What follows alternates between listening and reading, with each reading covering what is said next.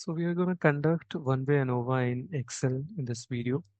We have data of three diet structures here, diet 1, 2, 3, and the weight difference pre the diet and post the diet that is there that we have. Now usually the data is structured in this way for analysis in the SPSS, but to conduct one-way ANOVA in Excel we need structure in this form, okay? Because it doesn't give us the option to add independent and dependent variables for ANOVA, and it takes it automatically the data range. So we need to specify it like this, three different groups and the data in the column. Now to conduct the one-way ANOVA, we will go to data, data analysis, and you will see an option here, ANOVA single factor, and we'll click OK.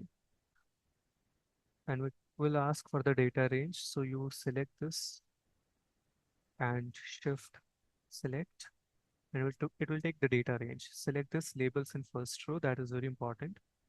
Group by columns, yes, and output as a new worksheet and click OK.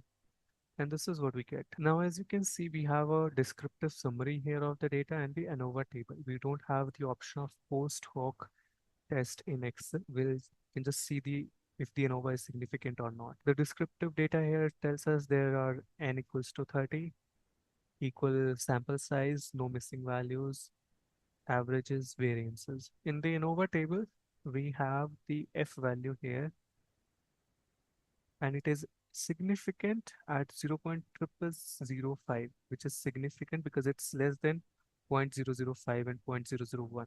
So it's a very highly significant value.